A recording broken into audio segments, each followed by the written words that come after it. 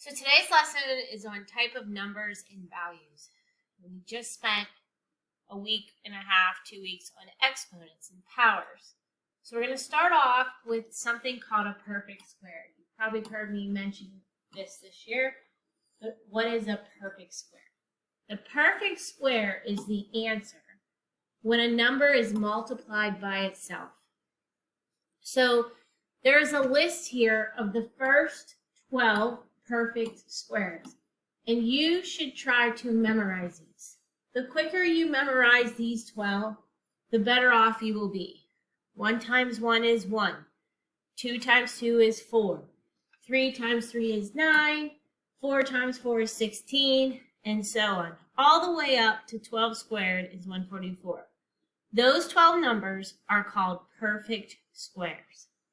So, yes, you're permitted to use your calculator, but the quicker you learn these, the better off you'll be. 2 squared would be 4. 9 squared would be 81.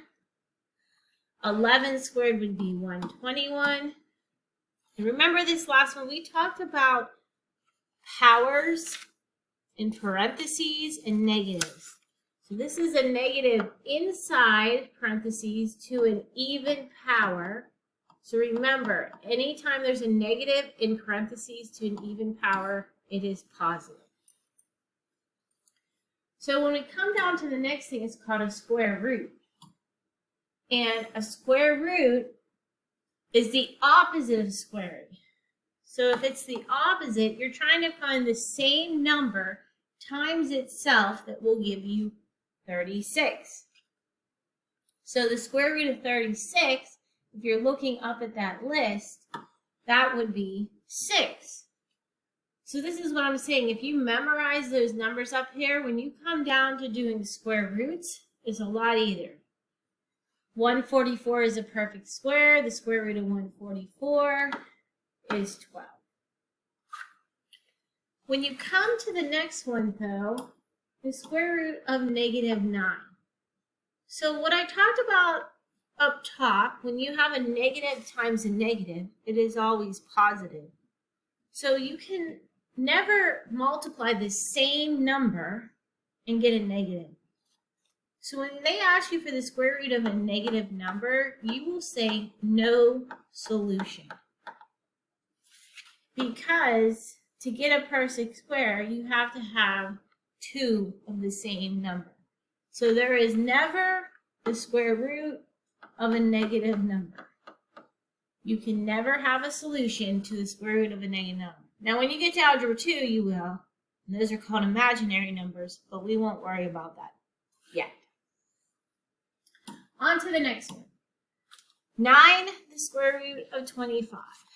So this 9 is on the outside. And it is being multiplied by the square root of 25. So when you do this problem, the 9 will stay. And then you're going to say the square root of 25. The square root of 25 is 5. So this answer is 45. So again, if there's a number outside that square root, it comes along and it's multiplied by the square root of 25. On the last one here, there is a negative on the outside. We've talked about this. When there's a negative on the outside, it must stay. When you take the square root of a fraction, it's like taking the square root of the top number and the square root of the bottom number. So 49 is a perfect square. Like I said, the faster you memorize those ones up top, the better you'll be off, because the square root of 49 is 7 and the square root of 4 is 2. Now, the reason you have to memorize these is because when it says the next section here, estimating, you are not permitted to just stick these in your calculator. So when it says estimate, make sure you show work. It says find the integer that is closest to the square root of 60. So I'm going to put the square root of 60 here in the middle. So you have your list up top of the perfect squares. And you'll have to have these memorized. And you know how to find them if you don't have them memorized. So the square root of 60, there is a perfect square up there that is 64 that is larger than the square root of 60. And then there is the square root of 49 that is to the left of 60. So these two numbers outside of the square root of 60 are the ones that are 60 is in between.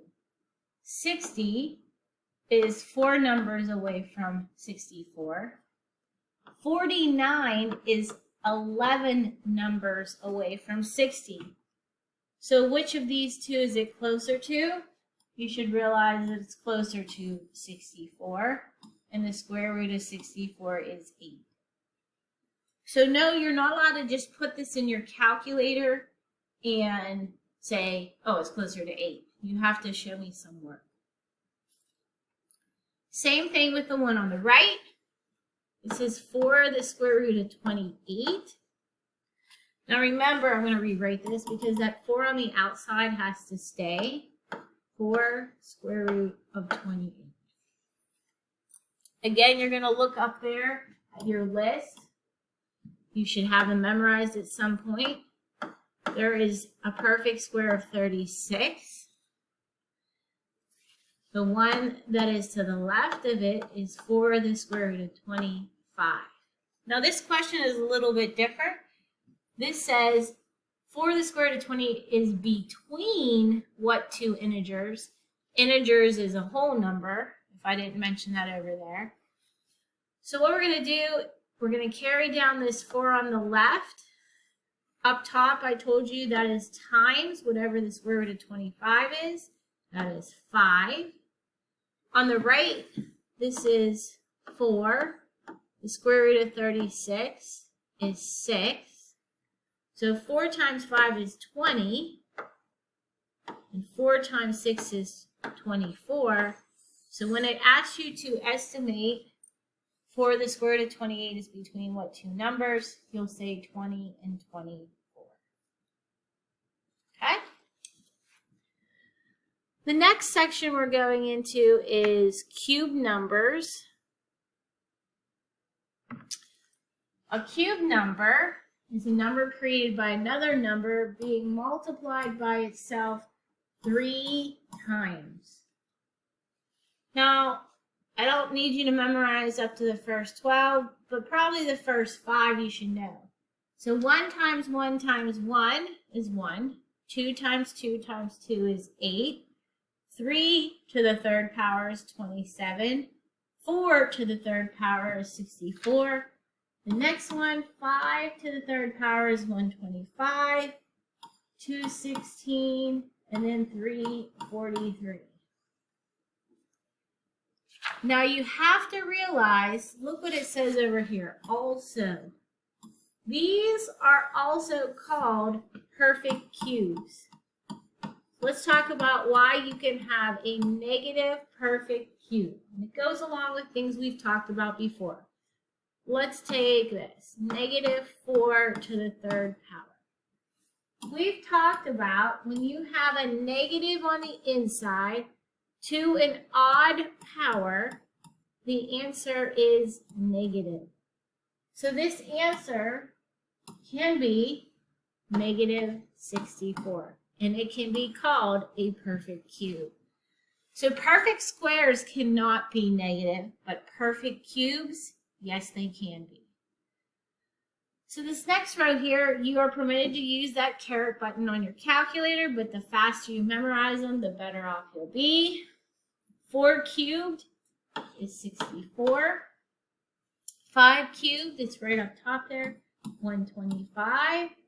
And then remember, when you see parentheses, use it on your calculator. You put negative 7 in parentheses to the third power, and you will get negative 343. The opposite of a perfect cube is the cubed root of a number. Cubed root. So what I want you to do to find a cubed root, you're going to press the math button. Math is on the left side. It's underneath the green alpha button. And then you're going to press number 4 on your calculator. So try that right now. Math, number 4, and you should now see the cube root on your calculator. So you don't need to memorize the cubed roots, but the cube root, go ahead and put it in your calculator. The cube root of 8 is 2. When we go to the second one, there is this number on the outside. So remember, when there's a number on the outside, it's negative 7 times the cube root of 64. So that will be negative 7 times, you press math, number 4. The cube root of 64 is 4. So this answer is negative 28. The next one says the cube root of negative 125. That is negative 5. You should practice that on your calculator. And the last one, the cube root of 2,744. Give that one a try. You should get 14. So we learned how to estimate perfect squares. You also have to know how to estimate your cube roots. And that's why you want to try to memorize the first 5. So the cube root of 280.